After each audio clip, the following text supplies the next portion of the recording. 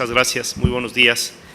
Siempre es un gusto estar en un foro de compañeros, compañeras, de colegas, de las autoridades electorales y sobre todo un contexto inmejorable aquí en el que se pueden plantear diversas cuestiones sobre las experiencias propias de cada uno de los órganos electorales de las entidades federativas que componen esta cuarta circunscripción, pero además poder compartir no solo las experiencias, sino vislumbrar los retos que algunos temas centrales tienen para el proceso electoral del 2018, que sin lugar a dudas este tipo de encuentros, bajo la iniciativa de la Sala Regional de la Ciudad de México y de la magistrada y los magistrados que lo integran, el magistrado presidente Armando Maitret, el magistrado Héctor Romero y la magistrada María Silva, pues es de gran utilidad este tipo de encuentros porque nos ayudan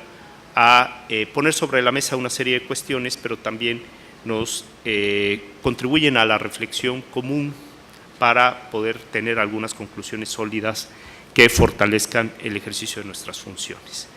Tengo entendido que este foro tiene una dinámica más bien de dialéctica, es decir, se ponen algunas cuestiones sobre la mesa y se va privilegiando el debate y los puntos de vista que cada uno de las compañeras y compañeros de las OPLES y de los tribunales electorales locales van planteando sobre el tema. Desde luego, debo agradecer, antes de hacer un planteamiento inicial sobre esta temática, la generosa invitación de la magistrada Mónica Soto, magistrada de la Sala Superior, y de la magistrada presidenta Yanin Otalora Malasís, y desde luego agradecer la anfitrionía del magistrado presidente de la Sala Ciudad de México y de los magistrados que integran esta sala regional hermana, y desde luego con esta generosa moderación de María de los Ángeles Vera Olvera. Como todos sabemos, el 2014 planteó un gran reto para la justicia electoral, pero sobre todo para el régimen sancionador electoral.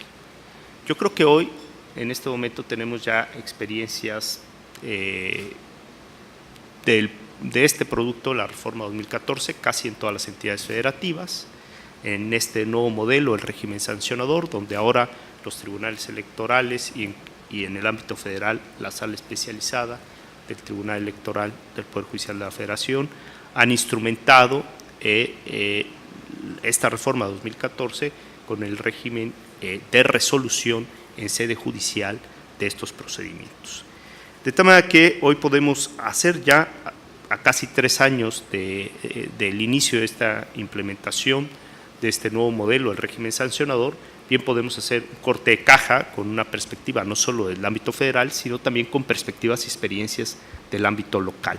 Que conjuntar estas experiencias, tanto del ámbito federal como del ámbito local, creo que es muy importante, porque en el ámbito federal creo que esto va por 2 líneas, como ustedes bien saben, los asuntos que llegan vía JRC a las salas regionales, en donde se revisan las resoluciones de los procedimientos especiales sancionadores de los tribunales electorales locales, por una parte, y las resoluciones de primera instancia de los procedimientos especiales sancionadores federales en la sala especializada. De tal manera que al día de hoy ya tenemos un cúmulo importante de casos, de experiencias a partir de las cuales podríamos hacer un corte de caja sobre los avances, pero también sobre las virtudes, y hay que decirlo también en estos foros, sobre los problemas que esto tiene. Desde luego hay una serie de problemas que están en la sede legislativa, es decir, cómo perfeccionar o mejorar el modelo. Bueno, quizá deba ser materia de una reflexión posterior, porque plantear aquí posibles reformas es mucho más complejo cuando la idea es que podamos intercambiar una serie de experiencias a partir del modelo normativo actual, que es con el que vamos a trabajar, todo parece indicar, para el proceso electoral del 2018. De tal manera que en el ámbito federal, en los 2.000 expedientes que ha resuelto la sala especializada, podemos advertir ahí una serie de temáticas que muestran podríamos decir, esta parte positiva de la reforma de 2014, o las virtudes de la judicialización del procedimiento especial sancionador.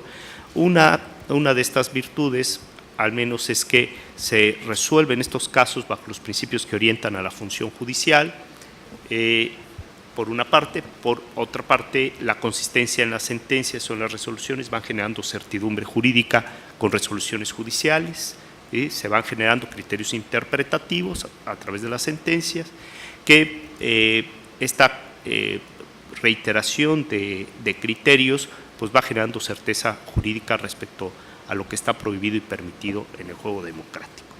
También ha descargado en parte al Instituto Nacional Electoral y a las OPLES de la resolución de estos asuntos. Si ustedes revisan las estadísticas del tiempo que le dedicaba el Instituto Nacional Electoral en su Consejo General a resolver estos asuntos, creció de manera muy importante desde el 2009 al 2012 el número de horas que le dedicaba el Consejo General. Más o menos el 60-65% del tiempo efectivo de las sesiones de los Consejos Generales era para discutir los asuntos de resolución de los procedimientos especiales sancionadores durante los procesos electorales. De tal manera que esas discusiones se hacían además mucho más complejas, porque el denunciado y el denunciante, algo que no se ha visto en ningún esquema de un procedimiento parecido en ninguna parte del mundo, es que participaba el denunciante y el denunciado en la deliberación de la resolución, porque los representantes de los partidos políticos forman parte del Consejo General y tienen derecho a voz. Por lo tanto, argumentaban a favor o en contra de la determinación. O sea, el órgano que toma la decisión deliberaba, formaban parte de ese órgano el denunciante y el denunciado y deliberaban respecto a la decisión. Es verdad que no tienen voto, pero como decía un viejo conocido del mundo electoral, que mejor le quitaran la voz a los representantes de sus partidos políticos y les otorgaran el voto, ¿no? O sea, es mejor que tengan voto y hay que mejor dejarles que ya no tengan voz porque las sesiones se vuelven eternas. Bueno, eso hacía precisamente que las partes estuviesen en la herradura, hacía que se volvieran eternas las sesiones en relación a un asunto específico. Pero como ustedes saben que los argumentos pesan, la fuerza de los argumentos en la deliberación también influía en la sentencia. Si bien es cierto no tenían voto, lograban convencer y modificar los proyectos por la fuerza de los argumentos en la deliberación. Y luego se estaban engrosando asuntos con argumentos de los representantes de los partidos políticos, es decir, del denunciante o del denunciado. Bueno, intervenían en el órgano que resolvía. Creo que esa ha sido una de las tareas más importantes de la reforma, es decir, descargar de esa parte al Instituto Nacional de las OPLES, pero se les ha dejado la fase de instrucción. Es decir, como en este foro la idea no es reflexionar sobre las posibles reformas, sabemos que puede tener sus problemas, si las medidas cautelares están en la OPLE o deben estar en el tribunal, si quien conoce de la suspensión provisional debe conocer de la definitiva, si en las teorías procesales vemos que el juez que conoce de la suspensión provisional, de la medida precautoria o de la medida tutelar también se pronuncia en el fondo, qué tan conveniente es que lo tengan dos autoridades. Bueno, eso quizá sea motivo de muchas otras reflexiones en un futuro. Pero quizá lo que podríamos centrarnos aquí es cuál es el cauce que ha tomado el régimen sancionador electoral a partir de la reforma de 2014 con las experiencias que ya tenemos a casi 3 años de su instrumentación. Lo que yo podría resaltar aquí como unas líneas generales para el debate y la discusión, porque creo que a partir de esta perspectiva que ha tenido hoy el nuevo régimen sancionador electoral, podemos abrir algunas líneas para la reflexión sobre temas específicos. Y concretamente es cómo el régimen sancionador electoral ha pasado de ser una facultad sancionadora, eminentemente sancionadora o puramente sancionadora, a una resolución por órganos judiciales en la que también se tutelan derechos humanos o derechos fundamentales. La orientación que tenía el régimen sancionador electoral pareciera que era únicamente la posibilidad de sancionar. Y no se vislumbraba que se tutelaran a partir de este régimen sancionador derechos fundamentales. La orientación que ha tenido el régimen sancionador electoral a nivel federal, y vemos algunos casos también en las entidades federativas, es que no solo es una visión eminentemente formal de la imposición o no de una sanción, sino que podemos advertir en estos casos cómo se tutelan determinados derechos fundamentales, principalmente, por ejemplo, los de la libertad de expresión o libertad de contenidos de los medios, que es la materia principal de la litis. En todos los procedimientos especiales sancionadores estamos frente a aspectos vinculados con la libertad de expresión o con la información. Incluso cuando estamos frente a asuntos de informes de labores de servidores públicos, pues estamos frente a aspectos propios del acceso a la información pública, de la rendición de cuentas, es decir, todos los asuntos propios del régimen especial sancionador, del procedimiento especial sancionador, que tienen que ver con la propiedad. Todos ellos están de alguna manera vinculados de manera directa o indirecta con temas de libertad de expresión. ¿Y cuál ha sido entonces el camino interpretativo o jurisprudencial que han adoptado los tribunales cuando analizan temas de libertad de expresión, ya sea en la propaganda impresa o en la propaganda a través de los medios electrónicos, radio y televisión, o a través de las redes sociales, ¿no? Que es uno de los grandes temas que tiene este aspecto del régimen especial sancionador vinculado a la propaganda política, ¿no? O en los temas de los medios electrónicos tradicionales, como decíamos, la radio y la televisión. Es decir, ¿cuál ha sido el camino interpretativo jurisprudencial que se ha adoptado en las entidades federativas, en las salas regionales, cuando resuelven estos asuntos vía JRC o en la sala especializada en los asuntos de su competencia exclusiva?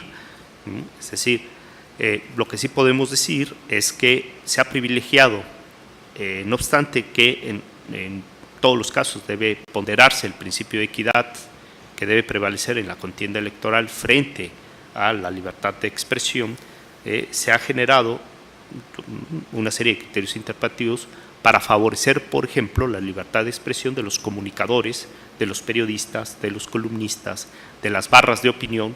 Incluso se han generado márgenes amplios de permisibilidad para la caricaturización de la política, ¿no? Caricaturizar la política, que ha sido pues una de las prácticas comunes que se da en los procesos electorales, pero es una práctica además común de la vida política de este país. Imagínense ustedes poder entender el análisis político sin los caricaturistas de la vida política, ¿no? Y muchas veces la caricatura dice más que 1000 palabras, pero si nosotros le aplicamos a la caricatura un canon de veracidad, pues obviamente va a encontrar muchos problemas. La caricatura exagera muchas veces la realidad. Trata de plasmar un hecho noticioso potencializando algunos defectos. Difícilmente podemos decir que ahí se cumple al 100%, pero lo que hay detrás de la caricatura también es opinión. Y en esta diferencia que ha hecho la Suprema Corte de distinguir sobre opiniones y hechos, quizá es muy importante cuando estamos en estos géneros periodísticos que son muy complejos. Porque en estricto sentido, si nosotros analizamos la caricatura bajo un canon estricto de veracidad, pues podría actualizarse la calumnia en la gran mayoría de ellas. Pero entonces, ¿qué estamos haciendo con la libertad de expresión y con ese género periodístico que es parte de la historia política de este país? ¿Cómo nuestras sentencias sí pueden tener un impacto en la forma en la que se está comunicando? Que creo que es de alguna manera el valor agregado que ha tenido a 3 años de la reforma de 2014. Es decir, cómo estas sentencias vienen impactando la forma en la que se está haciendo acción comunicativa. Cómo se está haciendo la comunicación política hoy en día en las entidades federativas y en las elecciones federales. Cómo estos criterios interpretativos han abonado a una determinada forma de comunicación política. ¿Por qué hoy los spots en televisión de los partidos políticos todos están subtitulados? Porque una sentencia de la sala especializada, al hacer un análisis de los déficits de la acción comunicativa con perspectiva incluyente y en clave de universalidad, ha determinado la importancia que tiene que los partidos políticos emitan una acción comunicativa incluyente también para las personas con alguna discapacidad, como es el caso de las personas con discapacidad auditiva, y a partir de esa sentencia se está generando una acción comunicativa diferente. Los spots ahora están en esta clave universal, hay muchos formatos para atender diversas discapacidades, pero al menos están atendiendo a un tipo de discapacidad cuyo porcentaje es de los más altos según los estándares y las estadísticas sobre este tema. Es decir, las sentencias sí pueden transformar la forma en la que se está haciendo acción comunicativa, sobre todo cuando estamos frente a una relación de la comunicación con los derechos. Y esta orientación que ha tenido el régimen sancionador electoral, que no se vislumbraba en la reforma de 2014, ha sido tarea de los juzgadores de las entidades federativas, de nuestros compañeros de las salas regionales cuando revisan estos asuntos en JRC y de la sala especializada. Es decir, qué orientación se le ha dado al régimen sancionador frente a la libertad de expresión y frente a otro cúmulo de derechos, incluso de personas que se encuentran en situación de vulnerabilidad frente a la comunicación política. ¿Cómo se analiza hoy, por ejemplo, el tema de la violencia política de género? Una tercera vertiente, libertad de expresión con libertad de contenidos.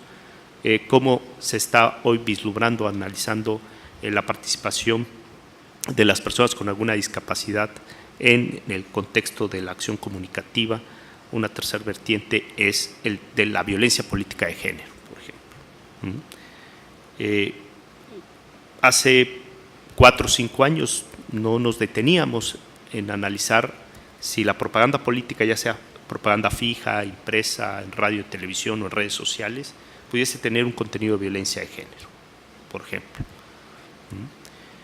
Hoy en las sentencias se están planteando estos aspectos como motivos de denuncia y los estamos analizando, nos estamos pronunciando sobre ello. En la elección de 2016, las elecciones de las entidades federativas, Puebla, que es uno de los estados de esta circunscripción, uno de los aspectos reiterados en un cúmulo de denuncias en los spots de televisión de ese proceso electoral para renovar la gubernatura era violencia política de género en la acción comunicativa de los partidos políticos. Bueno, o violencia política o exclusión de las mujeres en la propaganda de la OPLE, por ejemplo. Y en relación a los spots, la sala especializada empezó a tratar de ir generando, las primeras sentencias, ¿no? Cuando uno se empieza a asomar a casos novedosos y uno las revisa 3 años después, pues se da uno cuenta que quizá pues eran los primeros pisos o los cimientos de algunos criterios que hoy se pueden abordar con mucha más holgura sobre estos temas de violencia política de género. Y en el 2017, en los procesos electorales que acaban, que siguen en curso, pero ya en la fase de impugnación, en estas elecciones que acaban de pasar, del 2017, pudimos advertir otro tipo de casos con otros elementos mucho más sofisticados de violencia política de género, pero también que reafirmaban los estereotipos de inequidad o de desigualdad entre hombres y mujeres. Es decir, cómo para la utilización del marketing político se toman algunos elementos propios del contexto y se llevan estos elementos a los spots o a la propaganda fija. ¿Sí? La mujer, poniendo a la mujer en una condición de desigualdad, haciendo alguna parodia o alguna actuación respecto a la sumisión de la mujer, pero con el objeto de obtener adeptos, ¿no? Es decir, como una estrategia del marketing político, tomar el contexto cultural y social para hacer marketing político. Y ahí la sala especializada ha establecido un criterio en la que no se pueden reafirmar estos estereotipos de desigualdad que generan inequidad en la propaganda política de los partidos políticos en radio y televisión, porque están utilizando tiempos del Estado que se les asigna para determinados fines y que en ello, en el cumplimiento de estos fines, no se puede hacer, por ejemplo, apología a la violencia, pero tampoco se puede generar un discurso discriminatorio, ¿no? Por ejemplo, ¿qué diríamos frente a un discurso de odio, por ejemplo, en la propaganda política o en los spots de radio y televisión? Y de igual manera, ¿cuál es el pronunciamiento del órgano jurisdiccional frente a determinada propaganda que infravalora la posibilidad de que la mujer participe en la vida pública? Bueno, esa es una tercera vertiente. Se han generado una serie de casos que pueden ser en este foro materia de análisis y de reflexión, sobre todo frente a los retos que tiene este tema de la violencia política de género en la comunicación política, en la propaganda política electoral para el proceso electoral de 2018. También se ha generado un cúmulo importante de criterios interpretativos en relación a la protección del interés superior de la niñez. Este es un tema muy importante porque hace 2 años nadie analizaba de qué manera estaban participando las niñas y los niños en la propaganda política. La sala especializada tuvo un primer caso en los procesos electorales del 2016, en el que había un planteamiento, era materia de la denuncia y teníamos que pronunciarnos sobre ello, si estaba justificado que determinados niños aparecieran en una propaganda política sin el consentimiento de los padres o en otros spots en un contexto de violencia. Es decir, fíjense de qué aspectos estamos reflexionando hoy en el régimen sancionador electoral, que no habíamos reparado en ellos hace algunos años. Pero esto ha sido precisamente de la labor interpretativa de los órganos judiciales que estamos a cargo de este régimen especial sancionador. Es decir, que se pueden resolver estos asuntos bajo los principios que orientan la función judicial y en las que se tiene que ponderar el cúmulo de derechos que están presentes en la propaganda política como tal. En el 2016 se empezó a edificar algunos criterios interpretativos en relación a la aparición de niñas o niños. Y nuestra reflexión, a partir de los motivos de denuncia, desde luego, era ¿qué justificación hay para que una niña o un niño aparezca en un spot político? ¿Por qué hay que vincular a un niño a temprana edad a una ideología política cuando no tiene la madurez suficiente para adherirse a una posición o ideología política? Se le puede vincular a un menor de edad de por vida a una posición política e ideológica que puede incluso condicionar su derecho de afiliación o en su vertiente negativa de derecho de no afiliación o de no coincidir con determinadas posiciones ideológicas. Si la respuesta es sí, sí pueden aparecer. Bueno, ¿bajo qué parámetros debemos proteger su aparición? Únicamente la protección del uso de su imagen, como se hace en la propaganda comercial, o hay que poner algunos elementos reforzados en virtud de que se trata de propaganda política, en donde no solo está en juego la imagen del niño, sino su vinculación a una fuerza política a temprana edad. Y entonces, ¿qué requisitos tenía que tener? Y empezamos a construir a través de las sentencias algunos elementos, ¿no?, que desde el 2016 al 2017 algunos de estos elementos se han venido modificando a partir de las revisiones, desde luego, que ha hecho sobre este tema la Sala Superior.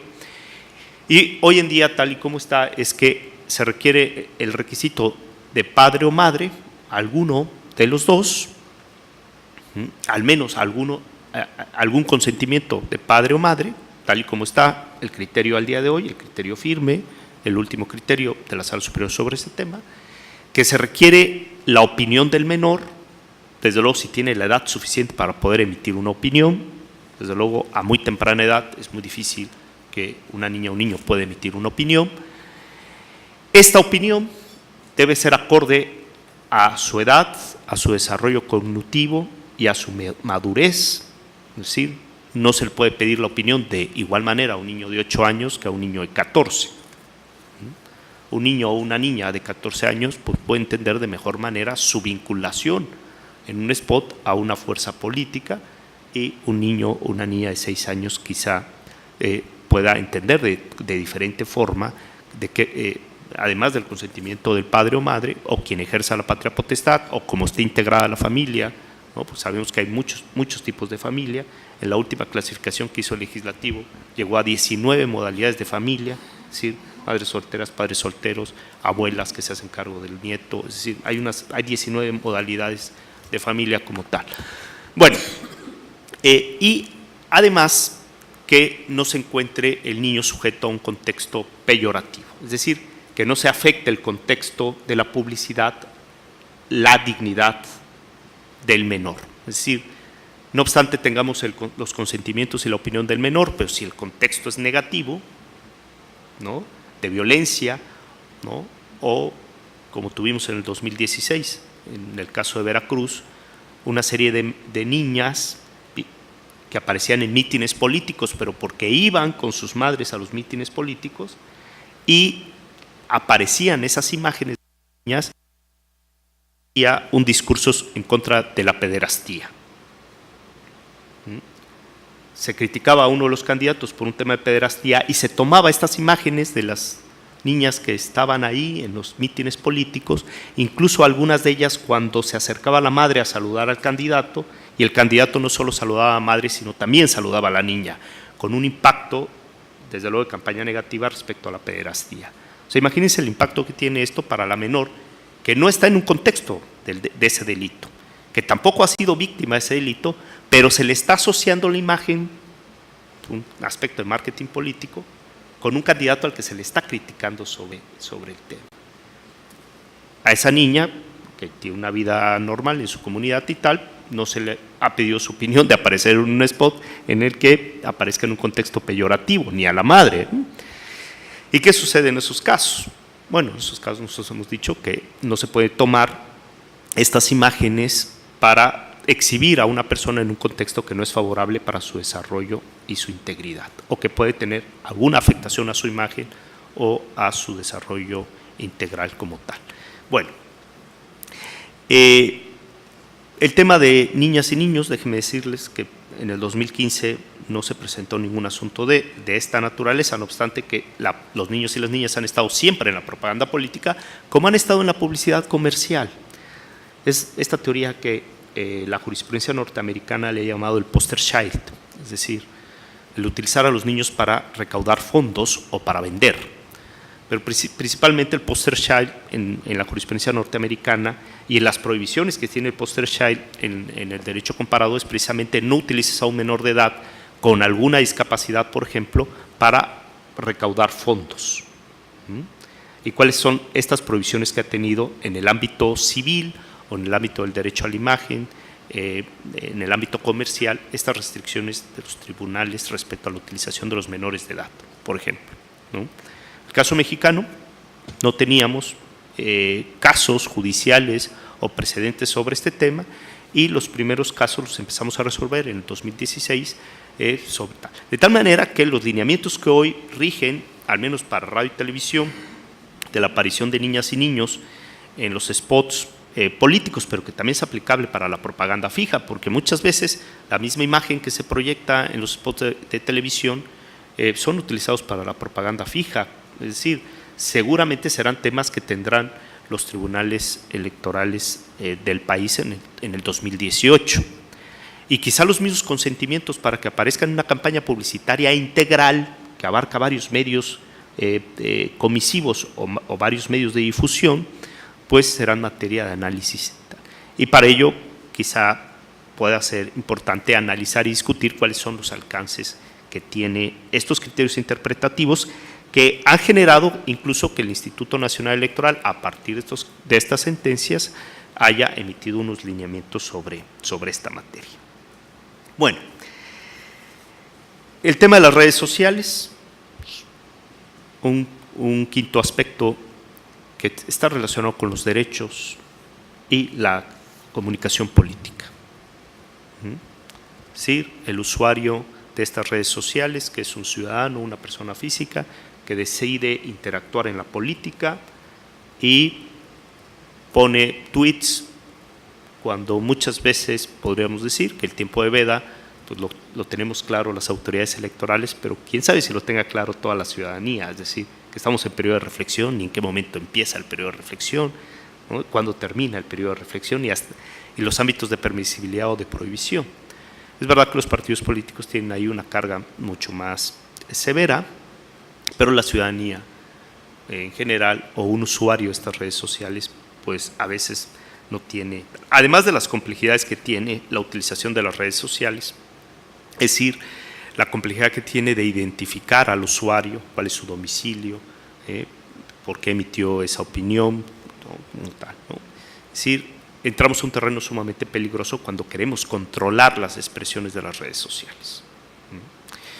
En en un principio, cuando tenemos un asunto de redes sociales y vemos la expresión o el video que está ahí, y por muy complejo que sea, y que en un análisis del fondo pudiésemos decir estas expresiones podrían ser calumniosas o no, lo cierto es que cuando empezamos a construir el camino para llegar a ello, nos damos cuenta de las grandes complejidades que tiene tratar de controlar un mundo virtual, sumamente complejo. ¿Quién es el usuario? ¿Dónde vive? Es sumamente complejo, ¿no? Bueno, hay una serie de retos también. Ustedes conocen las sentencias que se han emitido sobre este tema. Son materia de discusión, claro que sí. Es un tema además novedoso. Creo que es un tema que vamos a seguir discutiendo después del proceso de 2018. Nos dejará con seguridad grandes experiencias, porque la política y el marketing político hoy se está haciendo ahí, en las redes sociales. Las redes sociales juegan un papel muy importante para poder llegar a otros sectores de la población que los medios convencionales como la radio y la televisión ya no están abarcando. De tal manera que ahí se va a generar propaganda política, y eso nos pone un reto importante, porque esta es una competencia que depende de la elección. No hay competencia exclusiva en materia de redes sociales para la sala especializada. El tema de redes sociales se ve tanto en el ámbito local como en el ámbito. Y por ello tenemos un cúmulo de sentencias en las salas regionales sobre redes sociales, como en la sala especializada y en los tribunales electorales de las entidades federativas también. Bueno, mi intención es poner algunas líneas de casos o de vertientes sobre la mesa para motivar a hacer algunas reflexiones a partir de estas vertientes y de estas líneas. También hemos establecido un cúmulo de criterios interpretativos, por ejemplo, sobre el uso de la imagen, ya no de niñas y de niños, sino de personas que aparecen en los promocionales políticos sin su consentimiento. El derecho a la imagen, a la honra, a la reputación, tal, pero principalmente el derecho a la imagen. Cuando se toma la imagen de ciudadanos que van en la calle o que están en un mercado, es decir, de qué manera esas son accidentales, forman parte del público, como cuando se hace un paneo en un estadio. Alguien que asiste a un estadio y de repente aparece en un paneo en la tele no puede decir, me han vulnerado mi derecho a la imagen. Está en un acto público, ha decidido ir a un foro público y en un paneo pues aparece su imagen, evidentemente porque forma parte de ese público. Pero ¿qué pasa cuando es preponderante la imagen? Es decir, cuando aparece en un primer plano, tal, y cuando además, pues como sucedió en un caso de Nuevo León, una de las personas que aparecía era una líder de su comunidad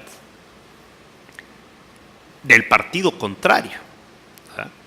Qué manera de confundir al electorado cuando esa persona, esta señora, era una líder importante de su comunidad de un partido contrario apareciendo en un spot del adversario. Pues genera una confusión en el electorado por el grado de aceptación social que tenía esta señora en un sector de su comunidad, ¿no? Y en estos casos no solo podemos analizar el derecho a la imagen de manera aislada, sino tenemos que analizarlo con el derecho a afiliación en su vertiente positiva y negativa. Sí, ahí tenemos dos derechos fundamentales de gran trascendencia, y el del derecho a afiliación en su vertiente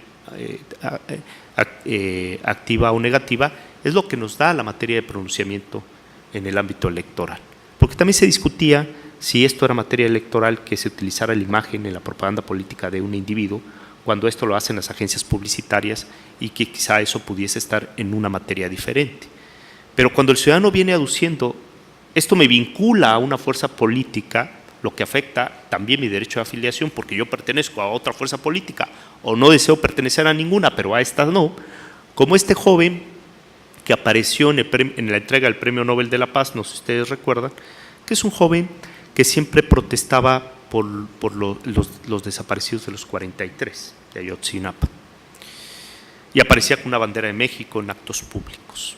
Cuando le estaban entregando el Premio Nobel a esta señorita Mandala, puede ser, ¿sí? Aparece con la bandera de México y luego toma el Partido del Trabajo esa imagen para hacer un spot político en donde aparece este joven en primer plano. y construye un discurso en el spot en razón a esta protesta de los 43 desaparecidos de Ayotzinapa. El joven presenta una denuncia, procedimiento especial sancionador, que luego resuelve la sala especializada, en donde dice: yo no tengo nada que ver con ese partido político y está usando indebidamente mi imagen, porque me está vinculando a su ideología partidista cuando es una ideología que no comparto en absoluto y por lo tanto no estoy dispuesto a seguir apareciendo en un spot del Partido del Trabajo porque no comparto la ideología de ese partido. Y no se me puede usar mi imagen vinculándolo a esa postura tal. El planteamiento era el derecho de afiliación como tal, la vinculación de la imagen de un individuo a un partido político y esta afectación a su vertiente negativo de no querer pertenecer a esa fuerza política que está utilizando su imagen, ¿no? Bueno, esto, como les digo, puede estar presente en radio y televisión, pero también en estas propagandas integradas, en donde las mismas imágenes que se utilizan para spots televisivos se utilizan para propaganda fija. Y un tema más que les he traído hoy aquí es el de las intervenciones telefónicas, que ahí tenemos también una colisión de derechos muy interesantes. La utilización de intervenciones telefónicas en la propaganda política, principalmente en las redes sociales, pero también en los spots de radio, en la televisión. La utilización de la transcripción de las intervenciones telefónicas en las notas periodísticas, por ejemplo, ¿no? O en los portales de internet de los periódicos, es competencia local, ¿no? Si la elección es local, desde luego, ¿no? Sí. Y en el 2016 tuvimos un cúmulo importante de intervenciones telefónicas en los spots, muy importante. Baja California, en la elección de gobernador de Querétaro, se puso de moda poner en los spots intervenciones telefónicas. Curiosamente, en el 2017, en ningún proceso tuvimos ya intervenciones telefónicas en la propaganda política, curiosamente. Y es ahí donde digo, ¿cómo las sentencias pueden orientar el sentido de la acción comunicativa? En el 2016 emitimos una serie de criterios prohibiendo de materiales ilícitos en la propaganda política, a partir de la teoría de la no utilización de los frutos del árbol prohibido, ¿no? Es decir, si es ilícito el árbol, todo lo que surja del árbol pues lleva un contenido ilícito. Porque el partido político decía, o los partidos políticos decían, no, es que es un hecho noticioso. Yo lo tomé del portal de tal diario nacional que fue el que dio la premisa sobre el tema. Y como está en su portal, yo la tomo y la hago en mi spot, pero la ciudadanía ya la conoce. Por lo tanto, ¿no? Pareciera que este argumento es, lo he pasado por un filtro de lo ilícito, lo he pasado por un filtro de ilicitud por el simple hecho de que la ciudadanía lo conozca. Es decir, todo aquello que la ciudadanía conozca se convierte en lícito, ¿no? Pero esto también tiene un problema, el derecho a la verdad. Es decir, el contenido de esas grabaciones debe conocerlas la ciudadanía, sí o no, ¿no? Bueno, si las conoce a través de las noticias, los periodistas están haciendo su trabajo. Pero ¿puede un partido político en los tiempos del Estado o en su propaganda política tomar elementos ilícitos para el marketing político? Porque ¿qué tendríamos que decir frente a un periodista que está utilizando este elemento que sabemos que es ilícito? El periodista diría, con independencia de su ilicitud, lo que yo estoy haciendo es un trabajo periodístico de relevancia o de interés general. El tratamiento frente al sujeto, que ese es otro de los grandes temas que tiene el régimen especial sancionador, el tratamiento del caso conforme al sujeto que emite la opinión o el que comunica el hecho es totalmente diferente. ¿Qué pasa si es una noticia, como los portales de internet, que dice, es que me llegó a la redacción una intervención telefónica y lo único que yo hago es comunicarla? Bueno, ahí entraríamos a un tema diferente, si el periodismo puede también difundir o no cuestiones ilícitas. El criterio que nosotros hemos tomado es que el partido político no puede tomar para una estrategia política elementos que tengan ilicitud, cualquier elemento que pudiese tener un origen ilícito como tal. Y bueno, quizá ello generó, una vez que hemos optado por ese camino, recuerden ustedes que todos los caminos de la jurisdicción sobre temas novedosos pues, admiten discusión. Esto es así, hay que decirlo con toda la sencillez y la honestidad del mundo.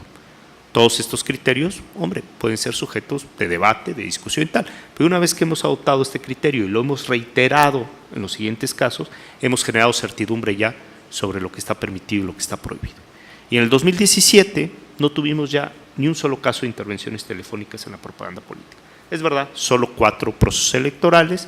En el 2018 las reglas no están escritas y quizá para el marketing político, digo, y para las sorpresas que nos pueda dar la propaganda política a través de todos sus medios comisivos, y por ello celebro que sea en foros como estos en los que podamos discutir al menos estos elementos que yo ubico de trascendencia para el régimen especial sancionador, y que a partir de ahí, si ustedes así lo disponen, o los demás temas que sean de interés, desde luego también privilegiando a partir de la participación que tienen las OPLES en el régimen sancionador, es como entendemos el debido proceso o la debida integración del expediente frente al régimen sancionador electoral.